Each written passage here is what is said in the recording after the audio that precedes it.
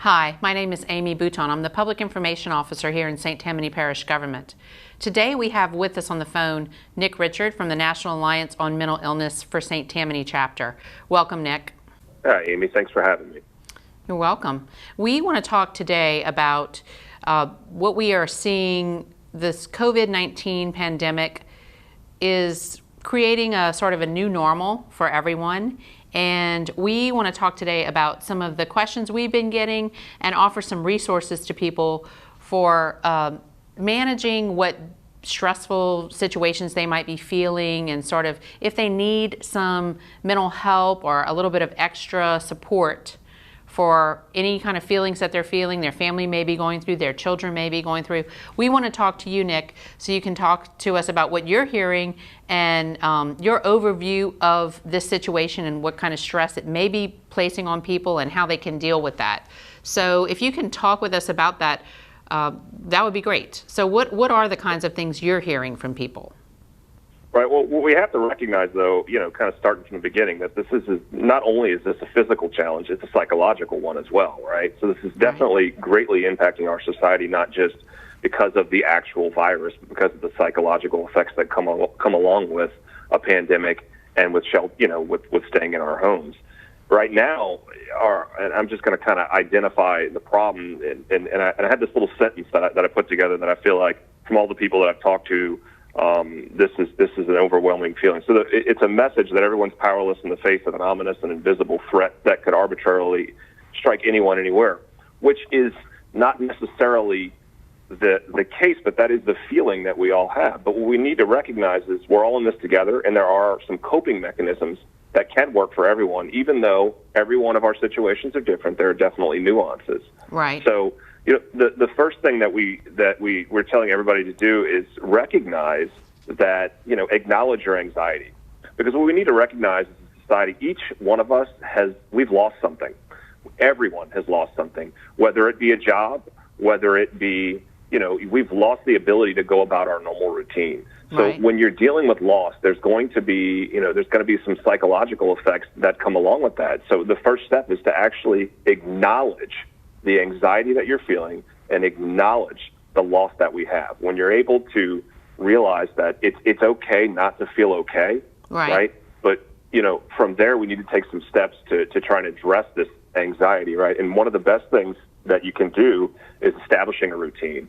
Again, the thing that's rocked us to our core is we've been removed from our routines and our everyday life, and that has changed for everybody. Yes. So the best way to control your anxiety and this underlying fear is to be able to start controlling the world around you, right? To bring some control back into your world.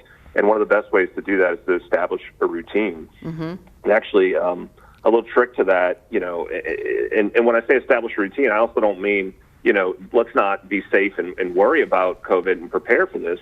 But what you can do is you can actually schedule time throughout the day to worry. And I know it sounds strange, but it's a very proven helpful trick. I can tell you for myself, right around 3 o'clock each day, that's kind of my time to, get on the media, get on social media, look through all this stuff, and really just kind of worry about things. What that does is it allows me the other times of the day to not have to be present in the moment and do what I need to do. Right. So that's one tip and one trick to be able to, help people cope with some anxiety.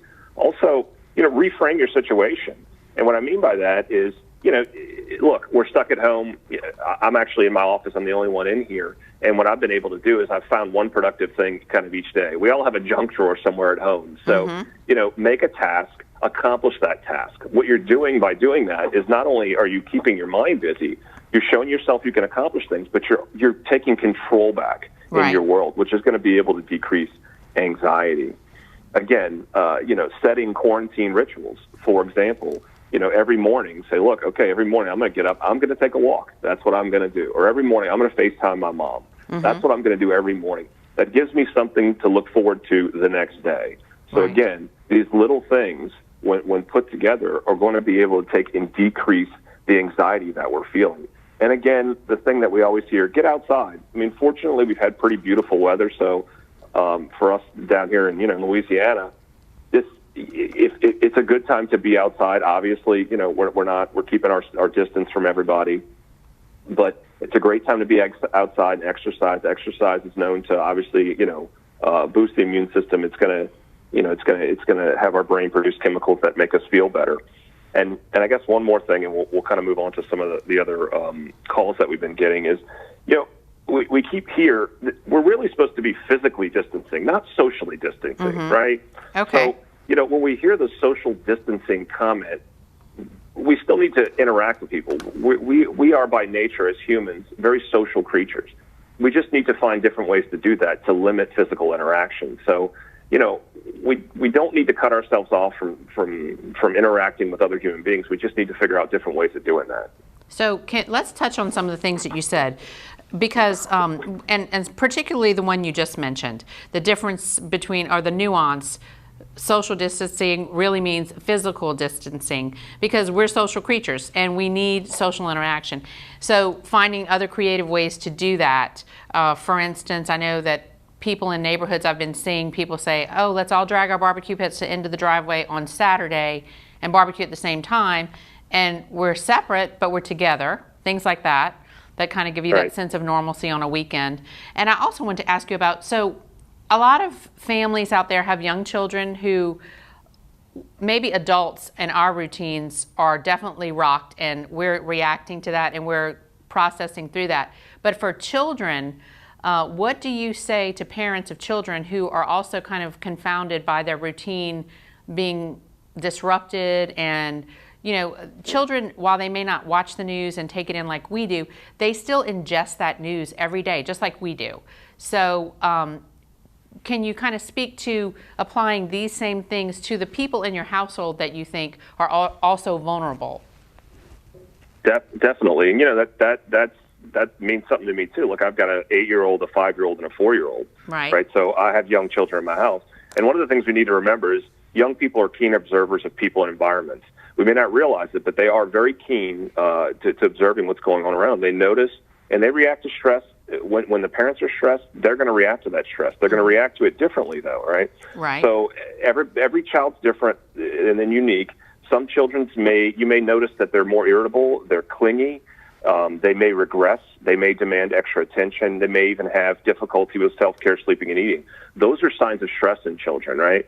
So when we're all isolated together and we're recognizing that, so what can we do is the question, right? Yes. One of the best things to do is honestly provide age-appropriate information.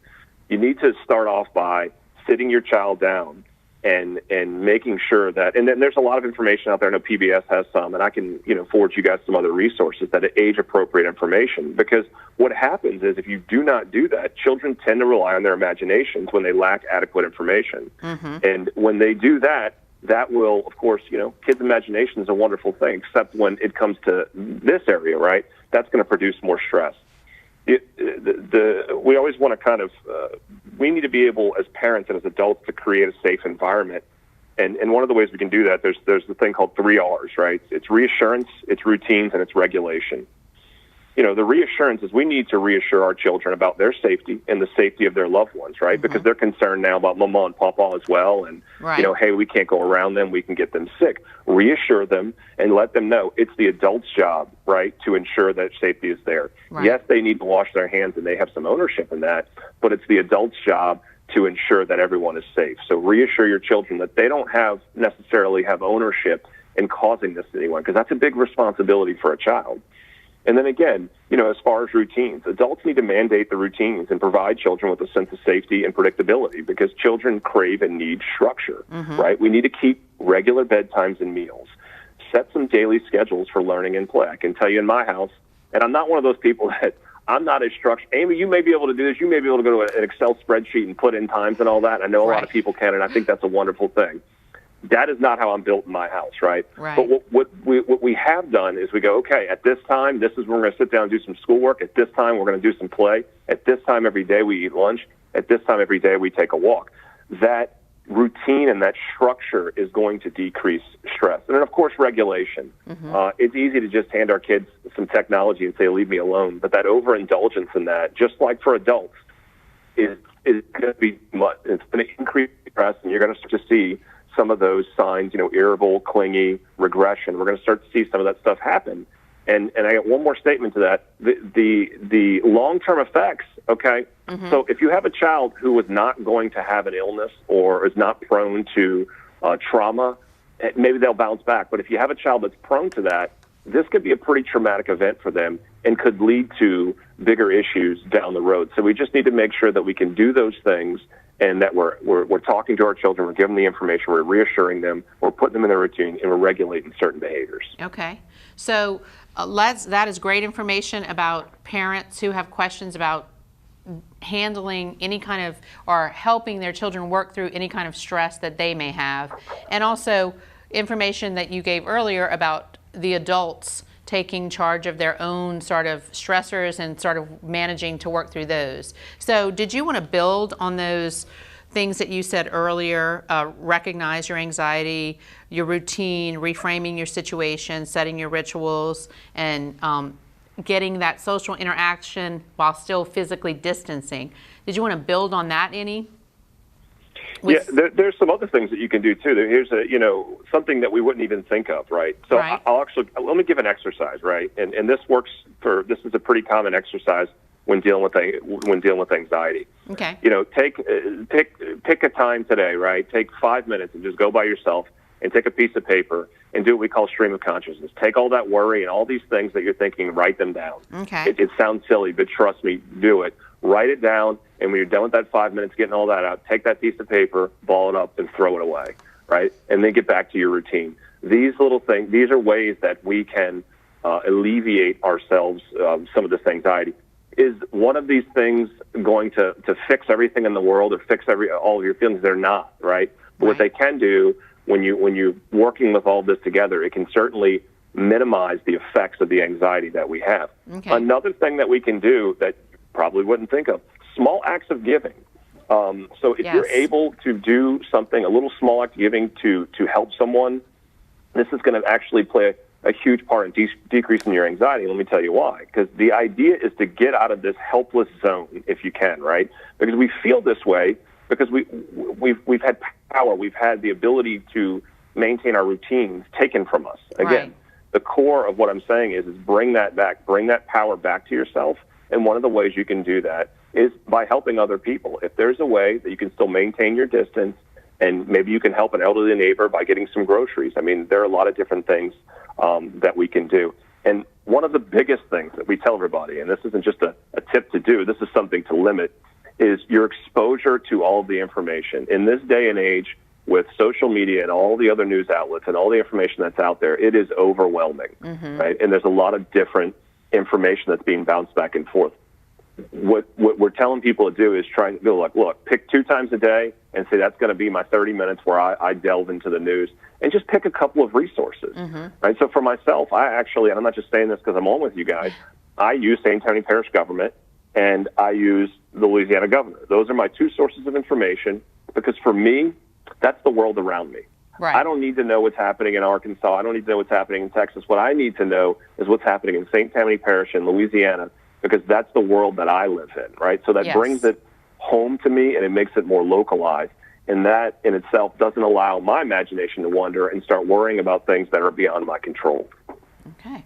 Well, I know we could actually talk for hours about this because, like we've all said, it's an unprecedented situation.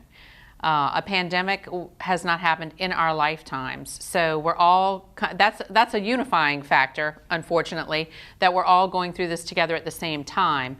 And I know you and I certainly could talk for hours, and you could probably talk to our audience for hours. What I want you to do now is give people some tangible ways, as tangible as they can virtually, ways to get the resources that would be available to them should they need to talk to someone, should they need to figure something out that you might have an available resource for. Of course, we're going to share whatever you give us on our whatever platform we can, but I want people to know how they can reach National Alliance for Mental Illness St. Tammany right now.